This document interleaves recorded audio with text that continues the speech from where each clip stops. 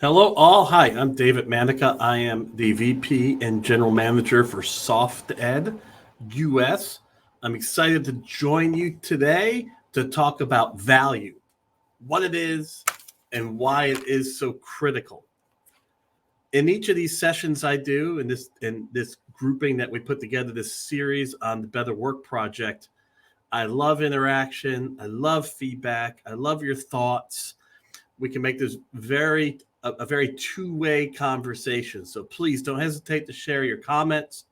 Don't hesitate to share your questions, your thoughts, even your overall ideas that you have about this topic that you would like to share. So let's dig into this topic of value. Let's talk about it. It is the hardest thing to work with and deal with in business, especially in the face of perpetual and constant change. Because as things change, value changes.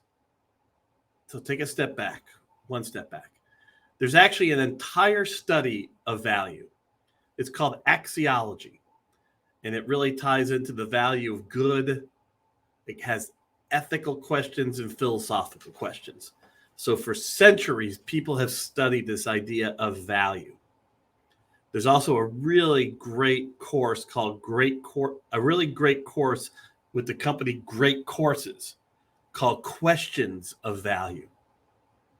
And Dr. Peter Grimm goes into a huge and wide, expansive area of value, elements of value.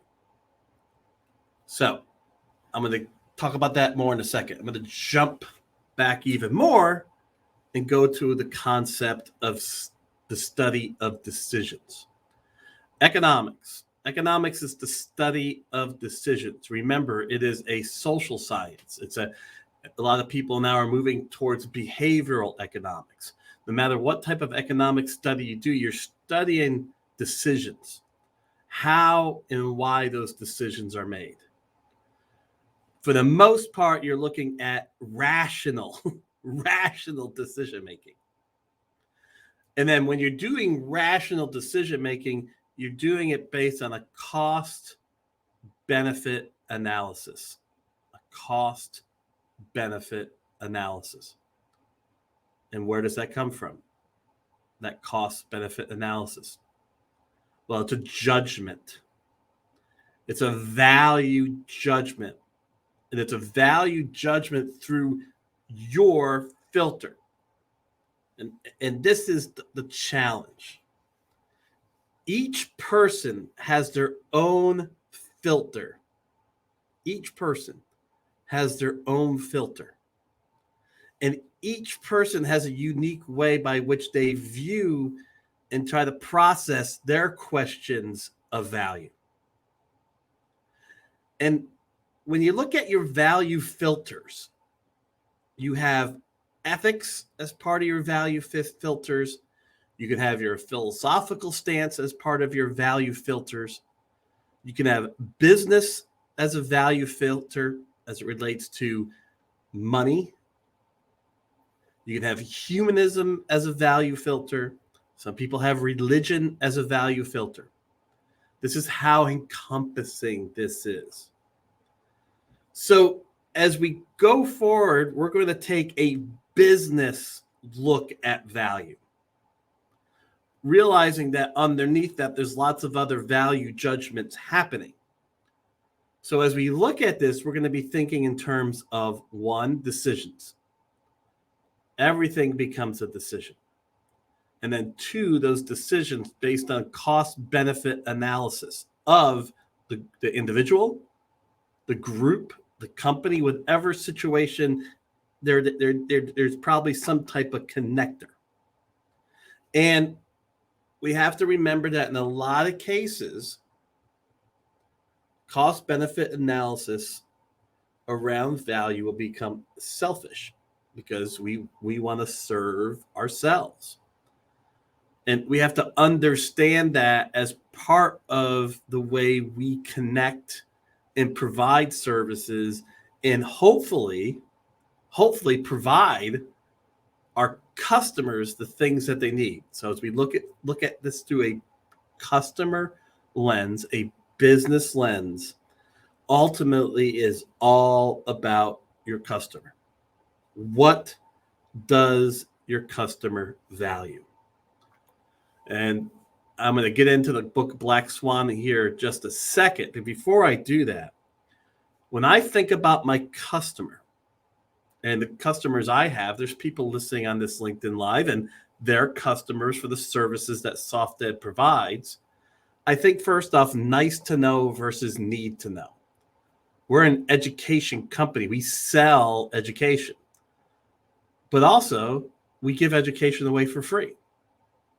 Where is the tipping point by which something is nice to know and someone won't pay for it, but they'll engage it, versus what is need to know that not only will they engage it, but they'll actually pay money for it? Where is that tipping point?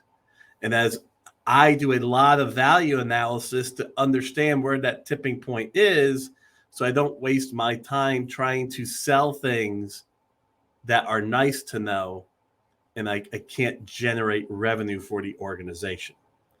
The other thing I have to look at in my business is return on time. I call it ROT.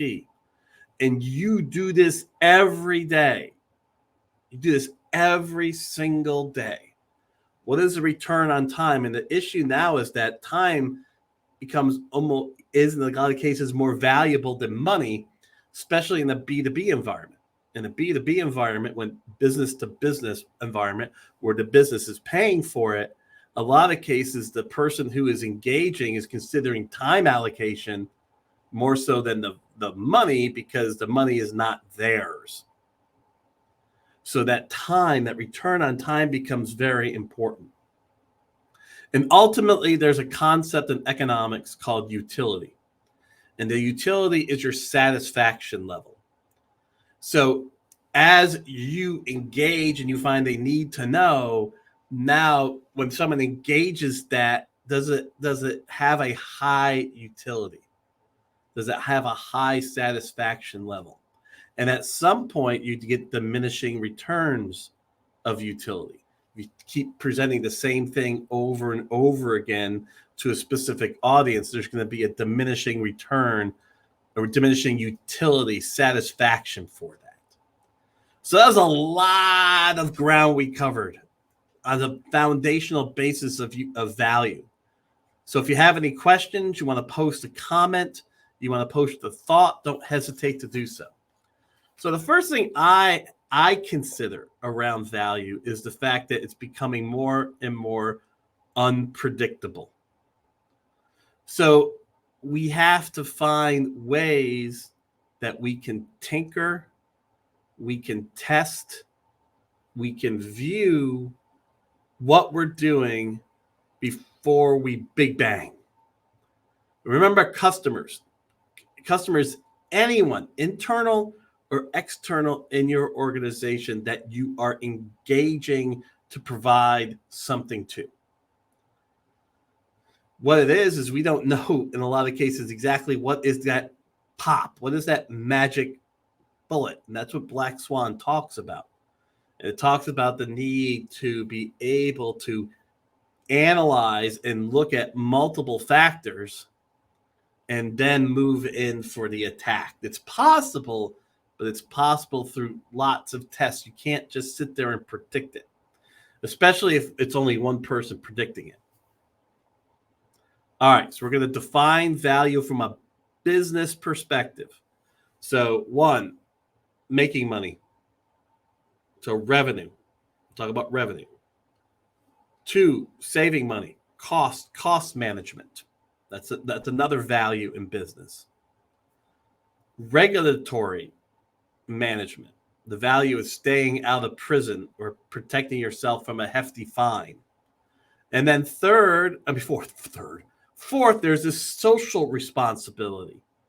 And this responsibility or value, if you will, this is why organizations like B Corp are growing, because there's now value for a company to try to do more than just save money, make money, or stay out of jail.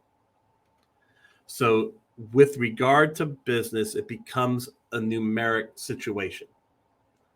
And for folks who work with internal customers, there's still money value that's tied to productivity.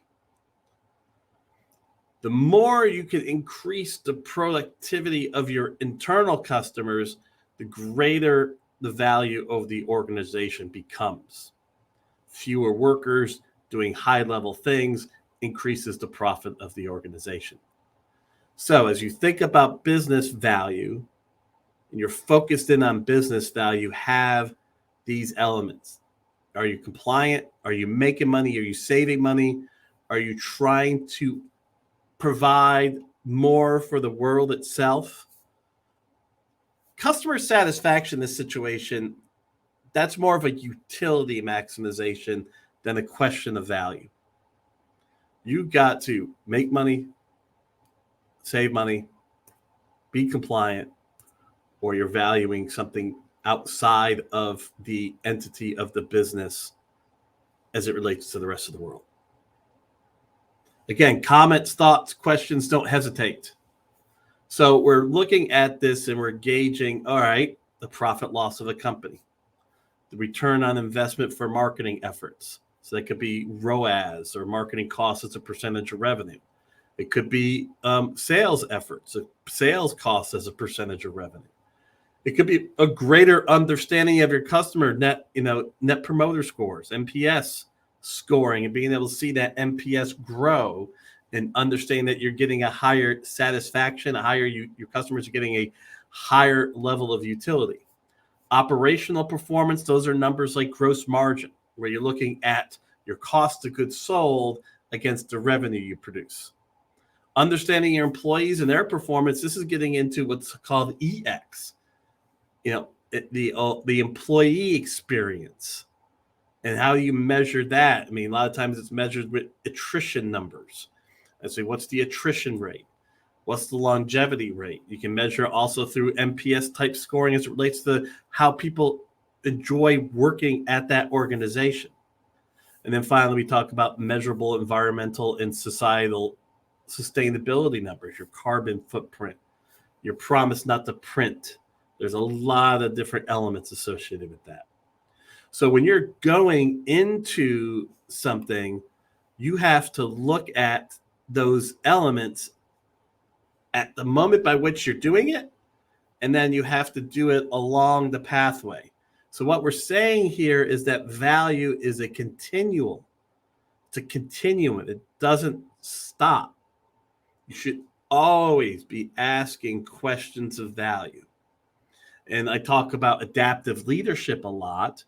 And in my adaptive leadership sessions, I talk about the status quo is an invisible killer when it relates to volatile, rapidly changing situations.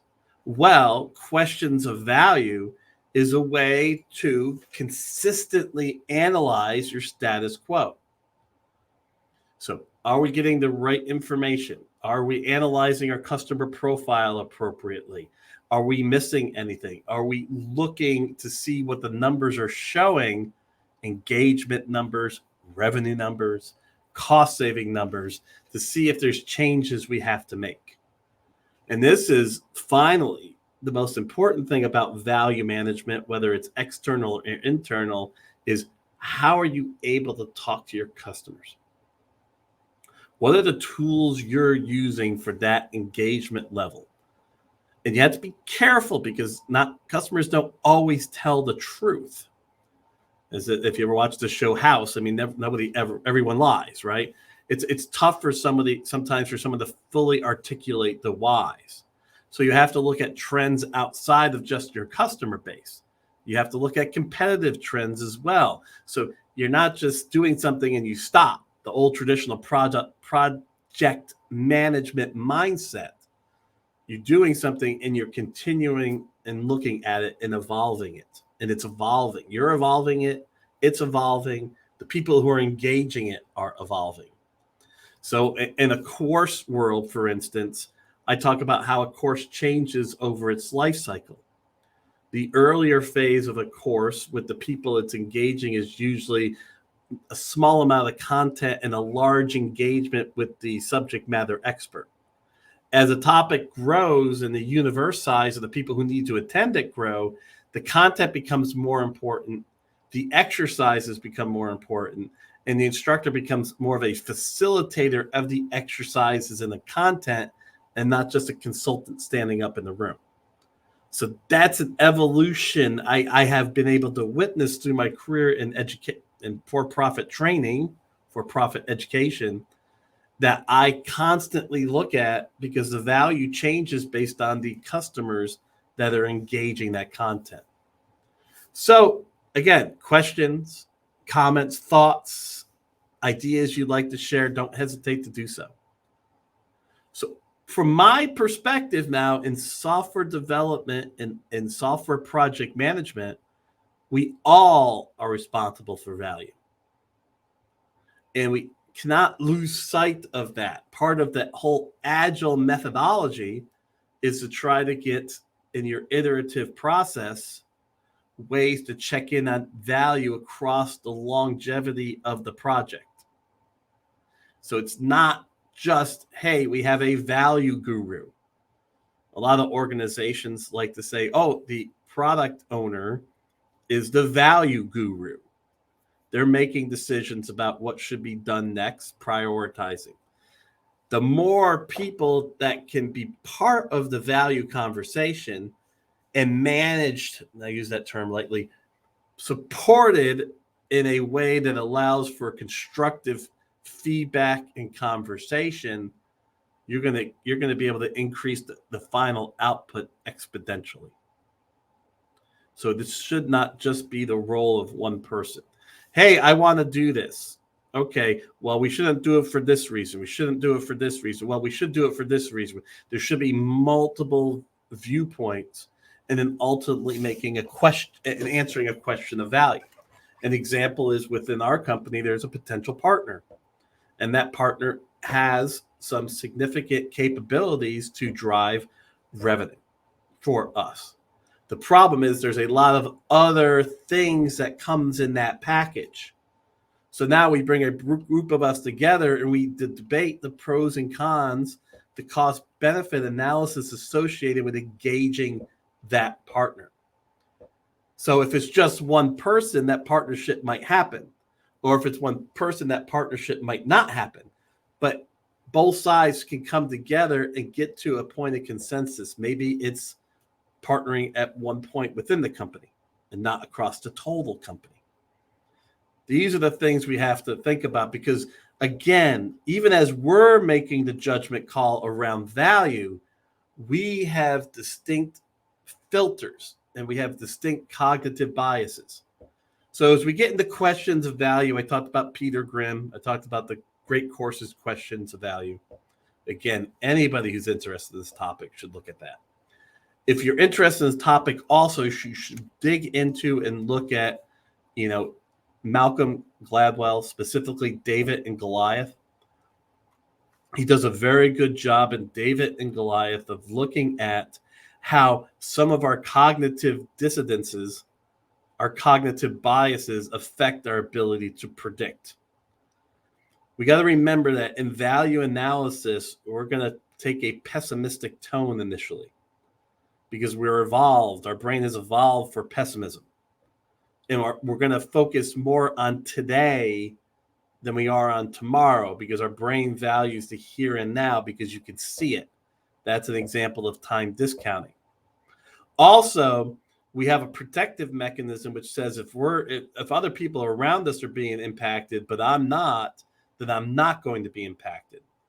And this happens especially for individuals when they're valuing their career and staying with something because they have yet to be impacted.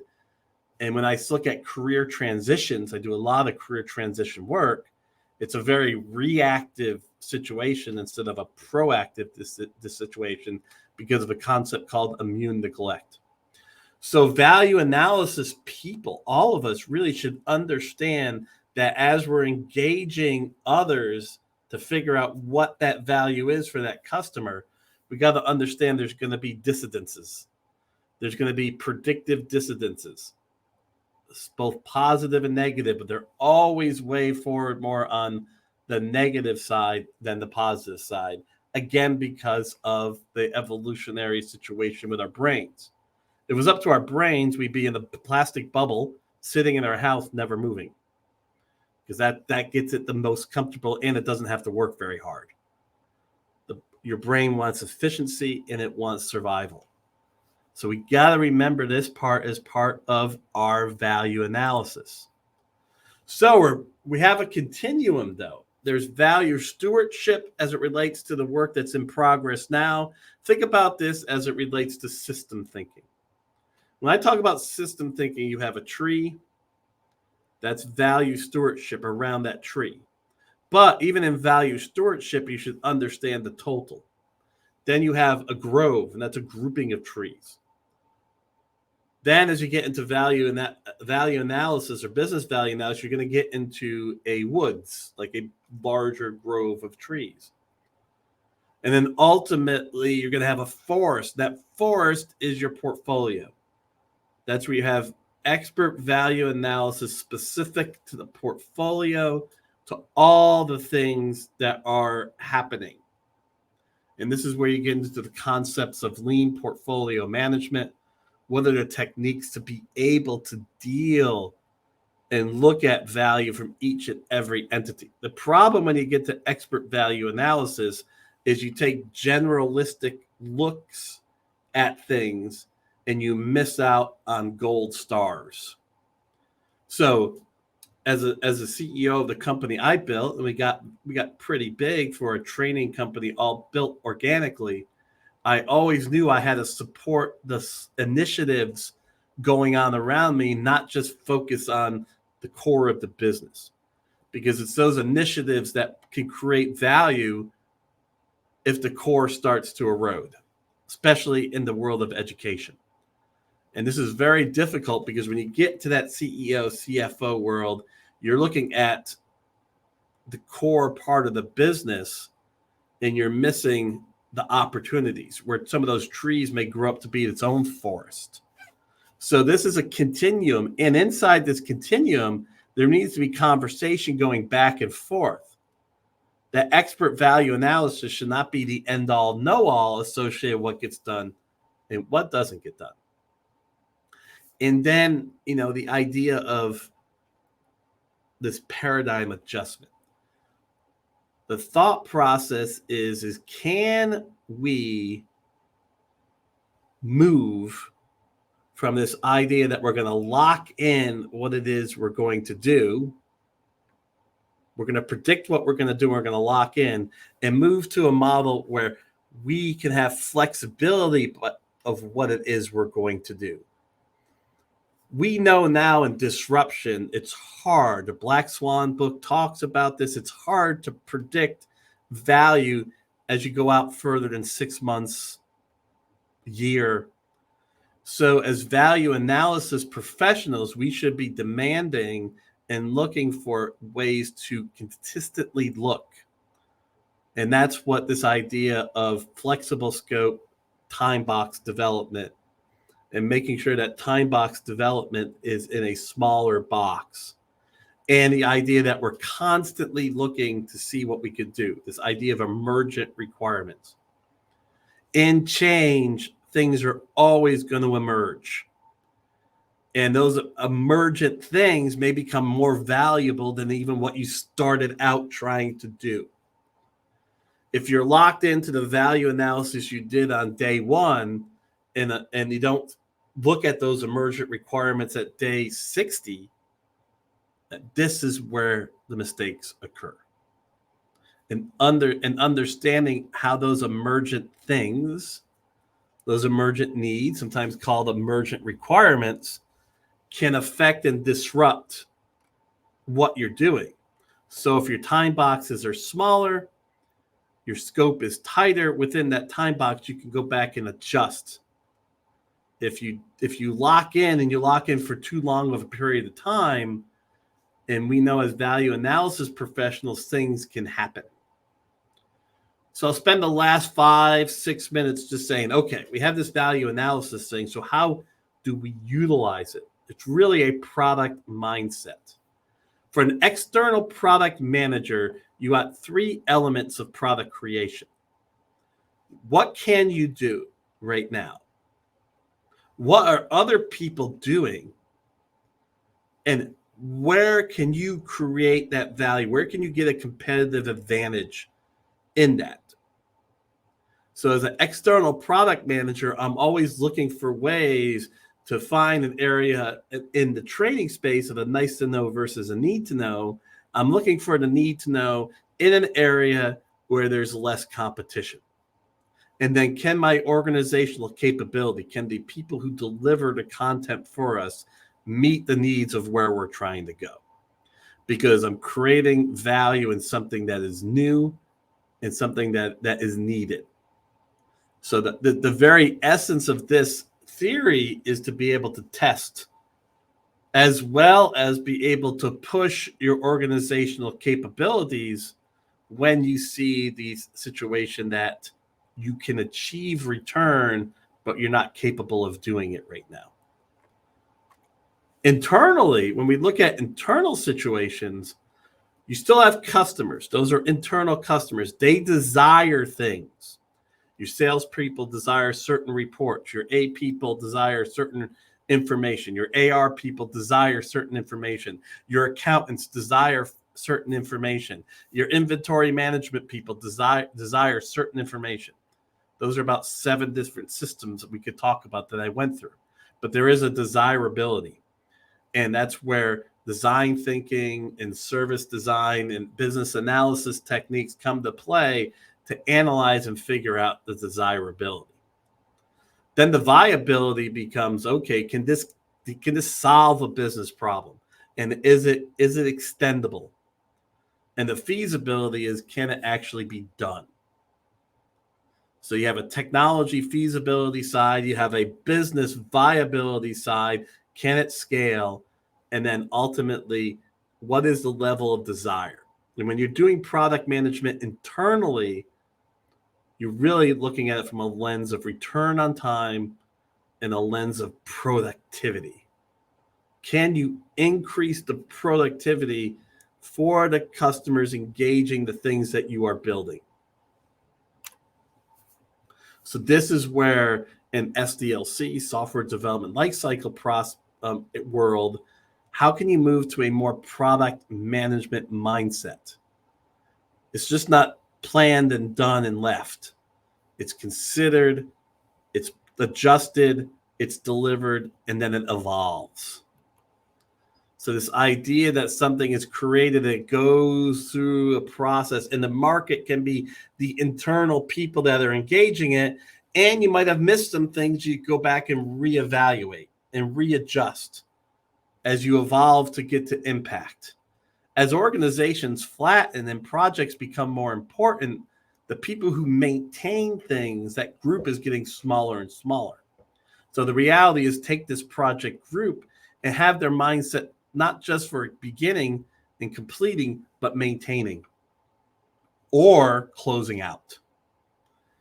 And to do that, they have to understand what that customer ultimately wants in the outcome. We have been way too output focused.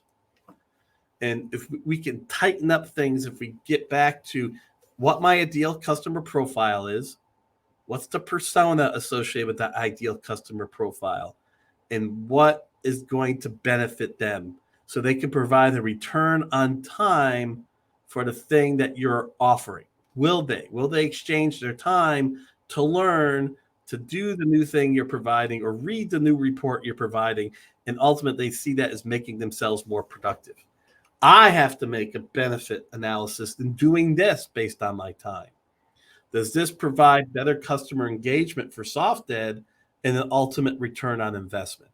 And I've made the decision to tighten up the scope and return and do it in such a way that it engages people, but also does so with a less limited impact on me.